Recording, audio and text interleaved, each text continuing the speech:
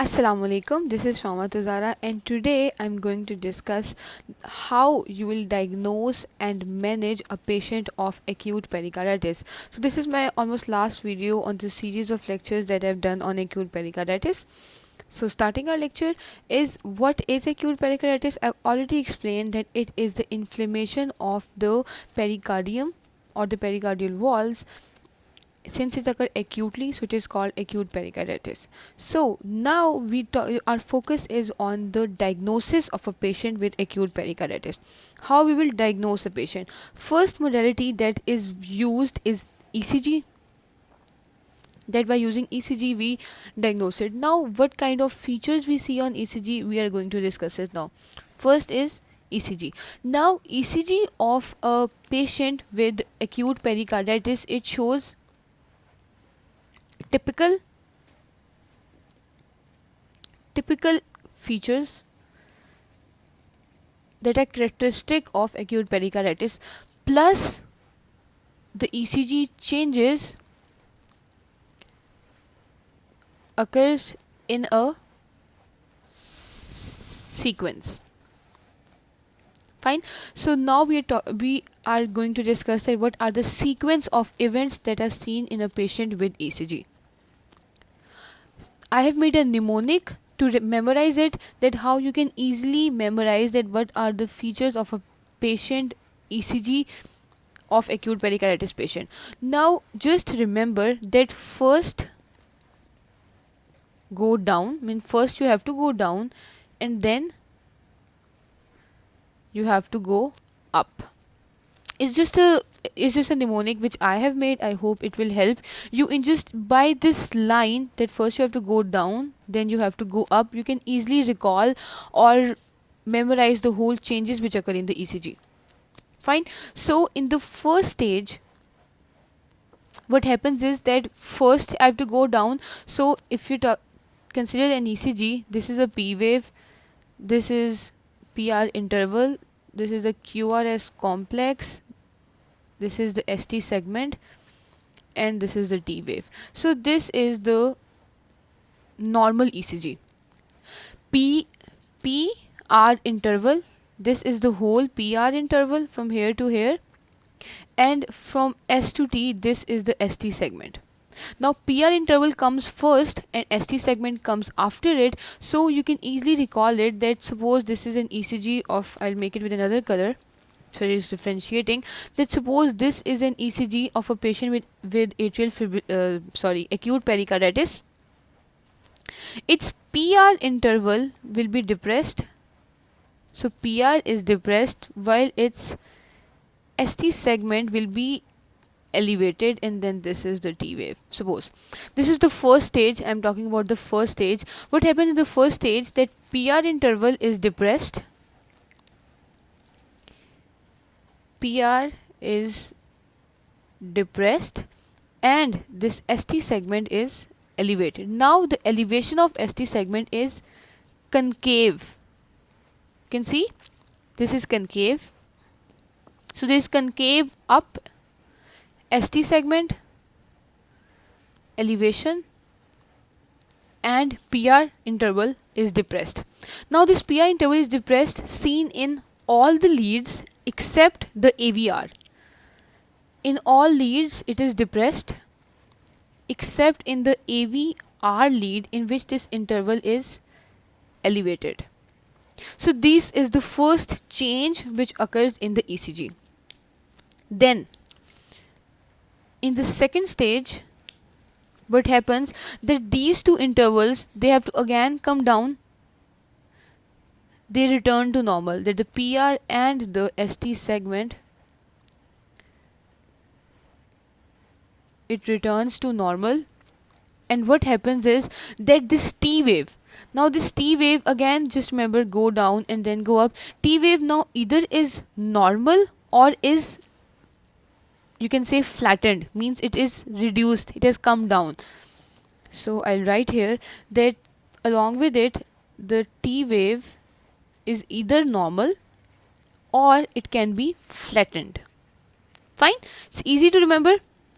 We have started from PR interval, then we come to ST. Now T wave is left, so we have talked about T, that in the second stage it is either normal or flattened.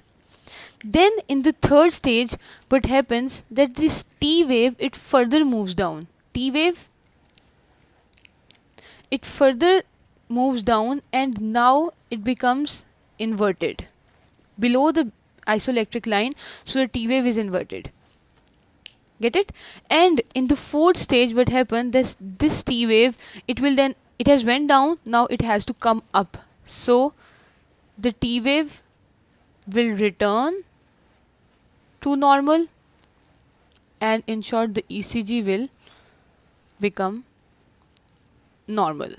So this is how you can easily recall ECG. I'll give a brief overview that how you can recall ECG just by a simple line. First we have to go down, then we have to go up. First we have to go down, then we have to go up. Taking this normal ECG in consideration, first is the PR interval, then comes the ST segment, then comes the T wave. Same sequence we will follow. First we will go down, PR is depressed. Then we'll go up, the ST segment is elevated. Which shape? Concavely elevated. Moving to the next step. Now this T wave is left. These segments and the intervals, PR interval, ST segment, will return to normal, and now the T wave will either be normal or it has now come down, means it is now flattened. And in the third stage, this T wave will further go down and become inverted, and now once the T wave has went down, now it has to come up.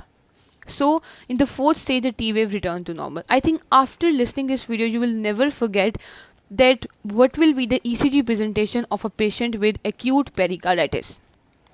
Now moving on to our second investigation, which we use is, write it here, the second investigation is echocardiography. Now this thing will come in your mind, that why we are doing echocardiography. We do echocardiography only when we suspect that this patient of acute pericarditis is having effusion. To see effusion, we do the pericarditis echocardiography. Fine. This echocardiography, it is done when we suspect effusion in a patient with acute pericarditis. These are all both the methods by which we can diagnose a patient of acute pericarditis. Coming to our next point, or the next half of my video, in which I am going to discuss that how you will treat a patient or you will manage a patient of acute pericarditis. So now we're talking about the treatment or management of the disease. Okay, what is the treatment? First of all, a very important point, that this disease is self-limiting. Patient will recover in 2 to 6 weeks. And of course, I have made a video on the causes of acute pericarditis. It has a long set of systemic diseases that can cause acute pericarditis.